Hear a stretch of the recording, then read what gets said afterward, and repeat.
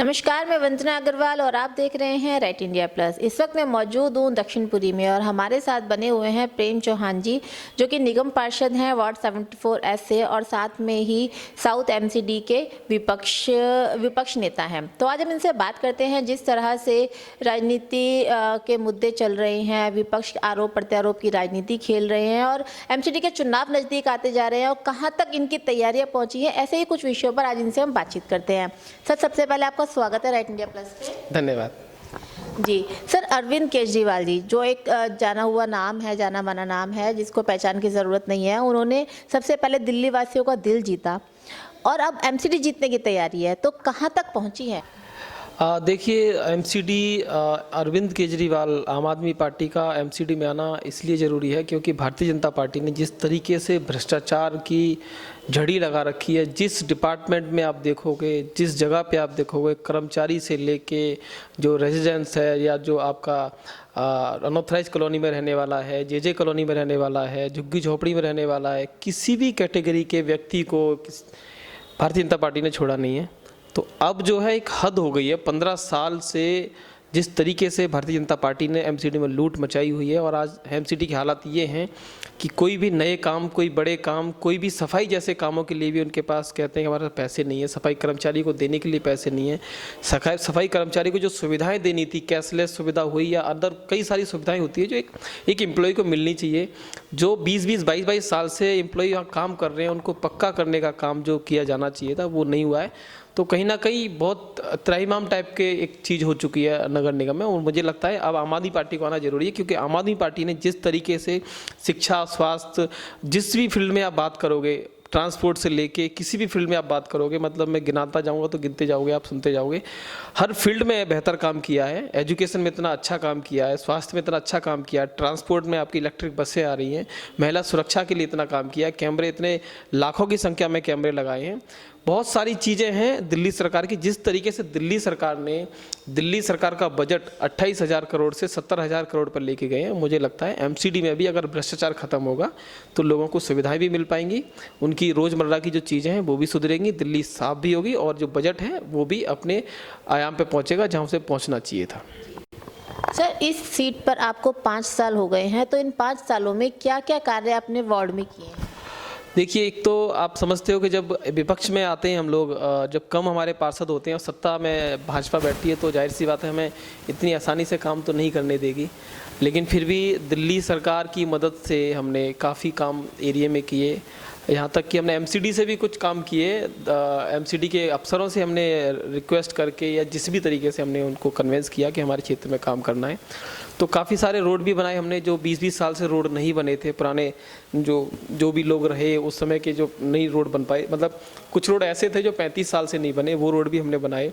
फिलहाल में एक बारात घर का काम चल रहा है ऑलरेडी और पार्क जो बिल्कुल ख़त्म हो चुके थे, जो मतलब जब कॉलोनी बसी थी तब के पार्क थे जिनकी बाउंड्रियाँ बिल्कुल टूट चुकी थी, वो ठीक कराई हैं। एक स्कूल हमने बनाया है इस 5 साल के कार्यकाल में।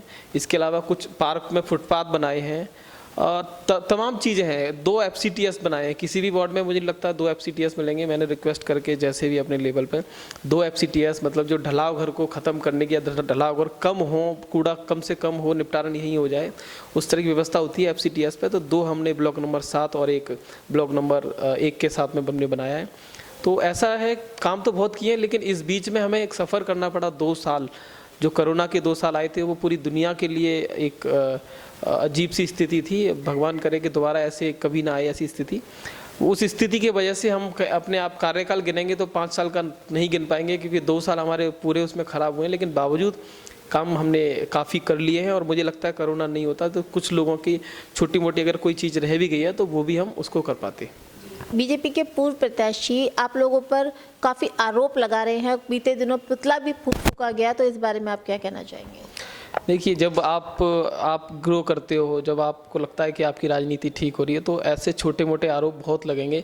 ये तो उन्होंने तो पुतला फूका था, पुतला तो पता नहीं किस मोदी जी का देश में हर रोज़ कहीं ना कहीं फूकता है, किसी बड़े नेताओं का फुकता ही है पुतला। तो मुझे लगता है कि मुझे बड़ा बना रहे हैं सब करके, लेकिन जहाँ पर वो पुतला फूकने की बात थी वो रोड, दरअसल आप भी जाके देखेंगे उस रोड पे बार बार मलबा गिर जाता है, लेकिन हम उस मलबे को उठवाते हैं, लेकिन क्योंकि एमसीडी हमें इतनी आसानी से चीज़ें मुहैया तो कराएगी नहीं कि ट्रक मिल जाए तुरंत और तुरंत उस मलबे को उठवा दें, तो इकट्ठा हो जाता है, फिर हम लेके जाते हैं, क्योंकि ये इलाके की समस्या है। अगर किसी को एक सीढ़ी रिपेयर करनी है, किसी को टॉयलेट रिपेयर करना है, तो वो 1 बोरी 2 बोरी को जो CND वेस्ट है उसको कहाँ लेके जाएगा, तो वो कहीं ना कहीं फिर हम भी उसमें थोड़ा सा इग्नोर करते हैं कि अगर वो उस जगह डाल रहा है तो हम उसको डल गया है, उसके बाद हम उठा के ले जाते हैं। नहीं तो 5 साल में तो वो रोड बिल्कुल ख़त्म ही हो जाना चाहिए था। दूसरी बात, वो रोड चलता नहीं इतना। तीसरी बात यह है कि उनको जानकारी नहीं थी कि जिस रोड पर वो प्रोटेस्ट कर रहे हैं वो एक्चुअली हमारे सांसद जी के अधीन आता है, क्योंकि वो DDA का रोड है, वो MCD का या दिल्ली सरकार का रोड ही नहीं है, वो DDA का रोड था, जिस रोड को उन्होंने खुद, क्योंकि उनके संबंध ठीक है सांसद जी से, तो उन्हें कहना चाहिए कि सांसद जी ये रोड जो है DDA के अधीन आता है, इस रोड को बनाएं, रिपेयर कराएं, या जो भी उसमें इंतजाम होना चाहिए वो कराएं। लेकिन उनको जानकारी नहीं है, क्योंकि आपने बताया कि वो प्रतिद्वंदी थे, मेरे पूर्व के प्रत्याशी थे, तो जाहिर सी बात है उनको इस अफसर या फिर ऐसे टेक्निकल चीज़ों की जानकारी नहीं होगी, तो उन्हें जानकारी लेनी चाहिए कि वो रोड जो है DDA का है। तो मुझे लगता है उनको मिसअंडरस्टैंडिंग होगी थी। सर, ऐसे भी आरोप हैं आपके ऊपर कि आपके जो वार्ड में पार्क हैं आपने उन पे भी कार्य नहीं किए। देखिए, एक सबसे पहले बताता हूँ, ब्लॉक नंबर 10 में एक ऐसा पार्क था जिसमें गाड़ियाँ, कीचड़ और मतलब बहुत बुरी स्थिति थी कि कोई बैठ नहीं सकता था उसमें। उस पार्क में हमने चारों तरफ से बाउंड्री को रिपेयर कराया है। उसमें भी कहा गया कि ये बाउंड्री बननी थी, पैसा खा गए, तो मैं बताता हूँ वो रिपेयर ही होनी थी, जहाँ जहाँ टूटी थी उसी का टेंडर था, वो रिपेयर कराया। बीच में एक फुटपाथ बनाया है, क्योंकि अभी सर्दी थी इसलिए उसमें पेड़ नहीं लग सकते थे। अब 2-4 दिन में, जब मार्च में फर्स्ट वीक में हम उसमें पेड़ लगाना शुरू करेंगे ताकि वो प्रॉपर ग्रीन भी हो सके। इसके अलावा ब्लॉक नंबर 5 में पार्क ही नहीं था, प्रॉपर तरीके से ख़त्म था पार्क। वो पार्क आज आप देखोगे, आप दोबारा आइए, मैं आपको वो पार्क दिखाऊंगा। ब्लॉक नंबर 14 में आप पार्क आज से 5 साल पहले आएंगे तो वहाँ पार्क ही नहीं देख पाएंगे। आप चाहो तो सैटेलाइट में देख सकते हो, वहाँ एक प्रॉपर एक पार्क है, वो भी हमने डेवलप किया है। ब्लॉक नंबर 6 और 3 के बीच में एक पार्क था जो 35 साल पहले शायद कभी जब कॉलोनी बसी थी तब बना था, उसकी दीवारें बिल्कुल ख़त्म हो गई थी, वो नया पार्क बना दिया हमने। तो कहीं पर भी, हाँ, ये हो सकता है कि पार्क में ग्रीनरी नहीं है। ग्रीनरी नहीं होने का कारण एक पार्षद नहीं बता सकता, क्योंकि ग्रीनरी होना पूरे निगम का वो है कि जब ऊपर से प्रपोजल ही नहीं बनेंगे ऐसे कि पेड़ लगने चाहिए, पानी कैसे पहुंचना चाहिए, तो फिर एक सिंगल पार्षद उसमें इतना शायद कुछ ज़्यादा रोल नहीं निभा सकता। लेकिन हाँ, ये कर सकता है कि उसमें गंदगी नहीं हो। जैसे ब्लॉक नंबर 3 और 4 के बीच में एक पार्क है, क्रैच वाला पार्क, उसमें भी हमने फुटपाथ रिपेयर किया है, चारों तरफ से बाउंड्री ठीक करी है। कुछ ऐसे पार्क थे जिनके गेटों को रात में तोड़ दिया जाता था, उनको हमने गेट रिमूव करके और विकेट गेट लगाया ताकि वो रात में तोड़ ना सकें। और हमारे यहाँ समस्या ये दूसरी ये भी है कि पॉपुलेशन ज़्यादा है, उतने बारात घर नहीं है, और हो भी जाएंगे तो मुझे लगता नहीं पॉसिबल हो पाए इसमें। तो यहाँ पर लोग पार्कों में अपने टेंट लगाते हैं बच्चों की शादी करने के लिए, कोई प्रोग्राम करने के लिए, तो कई बार वो टेंट लगाने की वजह से वहाँ गंदगी रह जाती है, तो वो अगले दिन साफ़ हो जाती है। तो इसलिए भी कुछ पार्कों को हमने रिजर्व रखा है कि भाई शादी ब्याह भी सबके होते रहें। सर, आप लोग बात करते हैं कि जो बीजेपी है वो भ्रष्टाचार से लिप्त है, 1000 तरह के आप दिन प्रतिदिन उनके ऊपर आरोप के नए नए आंकड़े निकाल के लाते हैं, लेकिन आप ही की पार्षद गीता रावत तो रिश्वत लेते हुए पकड़ी गई है, तो इस बारे में आप क्या कहेंगे? देखिए, रिश्वत लेती हुई पकड़ी गई है, ना मैंने देखा ना आपने देखा। एक कोई FIR हुई है या जो भी है वो एक जांच का विषय है। मुझे लगता है कि उसमें कहीं ये नहीं आया है कि गीता रावत ले रही थी या जो भी है, वो एक जांच का विषय चल रहा है। लेकिन आप ये देख पाएंगे कि 10 लाख रुपए लेते हुए पकड़ा गया एक भारतीय जनता पार्टी का पार्षद, ये हमने बताया था आपको, वो तो कलर हैंड था, रंगे हाथ पकड़ा गया था। तो ये सारी बातें इसलिए मैं कह रहा हूँ क्योंकि आपका भारतीय जनता पार्टी का पार्षद पकड़ा गया था लेते हुए। गीता रावत को किसी के थ्रू बताया गया, तो ट्रैप था, फंसाया गया था, क्या था? कल को मेरे पर कोई इस तरह का आरोप लगा दो भाई, तो आरोप है, उसको सिद्ध होता रहेगा, लेकिन पब्लिक में तो बदनाम हो ही गया। तो इस तरह की चीज़ें हैं। लोग तो मेरे पे भी आरोप लगाने की कोशिश करते हैं, क्योंकि विपक्ष का नेता हूँ, रोज़ कहीं ना कहीं से लेके आके भारतीय जनता पार्टी के भ्रष्टाचार को उजागर करता रहता हूँ, तो लोग चाहते हैं कि मैं भी कहीं से मेरे पे कोई प्रेशर बनाया जाए। लेकिन वही हमारे जो मुख्यमंत्री हैं उन्हीं की आदर्शों पर चलते हैं, उनके जो बताए हुए रास्ता उन पर चलते हैं। तो मुझे लगता है वो भी निडर है कि भाई कोई दिक्कत नहीं है, जब आपने कुछ गलत नहीं किया तो कुछ गलत निकलेगा भी नहीं। मैं तब भी किराए पर रहता था और आज भी किराए पर रहता हूँ, मैं तब भी कुछ खास नहीं था और आज भी आम आदमी की तरह रहता हूँ। तो वो सोच है, लोग गलत गलत बोलते हैं, जनता में गलत गलत मैसेज देते हैं, लेकिन ऐसा नहीं है। मुझे लगता है कि जनता को भी पता है और जो हमारे बारे में गलत सुन रहा है तो उसको भी समझना चाहिए दोनों पक्ष को कि हम क्या कह रहे हैं, या जैसे गीता रावत का उदाहरण था तो वेट करना चाहिए कि क्या है। लेकिन भारतीय जनता पार्टी का तो बाकायदा कलर हैंड हुआ था। सर, क्या गारंटी है कि अगर आम आदमी पार्टी को एमसीडी मिल जाती है तो भ्रष्टाचार रुक जाएंगे, इनका अंत हो जाएगा, या भ्रष्टाचार नहीं होंगे? गारंटी ये है कि दिल्ली सरकार जब 2015 से प्रॉपर तरीके से जब बनी तब 28,000 करोड़ के आसपास था बजट, और आज वो 70,000 करोड़ के आसपास है। तो इसमें कोई और साक्ष्य देने की ज़रूरत नहीं है, और दिल्ली में कोई नया टैक्स नहीं लगाया गया है, किसी भी तरह की नई कोई सरकार की तरफ से कोई उगाही का मामला सामने नहीं आया है कि अब नए तरीके का कोई टैक्स लगा के पैसे लेने की कोशिश हो रही है। उसी टैक्स में बजट ऊपर चला गया, शिक्षा में हम ज़्यादा पैसा दे रहे हैं, स्वास्थ्य में हम ज़्यादा पैसा दे रहे हैं, हर चीज़ में हम ज़्यादा पैसा भी इन्वेस्ट कर रहे हैं और फिर भी पैसा बच रहा है। इसका मतलब सरकार ईमानदार है। तो जो सरकार वहाँ पर है वही यहाँ पर होगी, जो लोग वहाँ काम कर रहे हैं वो यहाँ पर काम करेंगे। तो मुझे लगता है कि और कोई प्रमाण देने की ज़रूरत नहीं है। दिल्ली सरकार भ्रष्टाचार मुक्त होकर काम कर रही है, तो एमसीडी में भी इसी तरीके से काम होगा। सर, 13,000 जो एमसीडी के बकाया हैं वो कब देंगे आप लोग? देखिए, इस बारे में मेरी बात हुई थी, क्योंकि अब एलओपी हैं तो कई बार बात हो जाती है, तो जाते हैं जब किसी मैटर पे तो ये बात भी होती है। तो बात सिंपल सी इतनी थी सर कि जो 13,000 करोड़ की बात है वो कहीं तक भी सच नहीं है, कहीं पर भी चले जाओ वो सच नहीं है। सच होती तो कोई वो पर्सनल एनजीओ, मतलब पर्सनल कोई कंपनी नहीं चल रही है, या पर्सनल उनके मुख्यमंत्री के पैसे नहीं है कि मेरे घर के पैसे हैं कि मैं नहीं दूंगा, ये कोई बात नहीं है।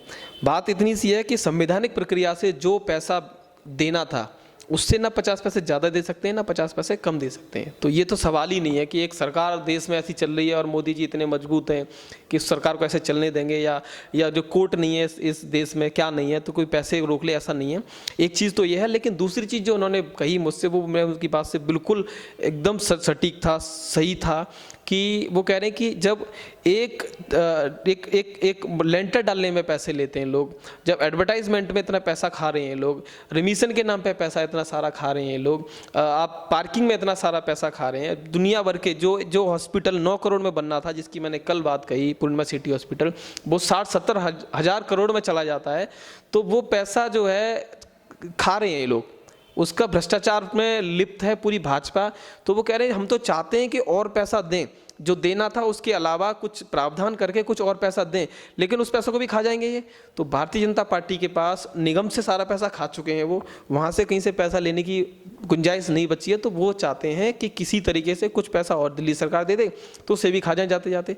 तो दिल्ली सरकार आपको पैसा देने वाली नहीं है, जो आपके बनते थे वो आपको पैसे मिल गए हैं, और साफ नियत की सरकार आएगी तो हो सकता है फ्यूचर में कुछ नए प्रोजेक्ट आए, नई चीज़ें आएँ, तो वो भी सब किया जाए। लेकिन ऐसे भ्रष्टाचारियों को तो मैं खुद रिक्वेस्ट करूँगा कि एक चवन्नी भी नहीं देनी चाहिए एक्स्ट्रा।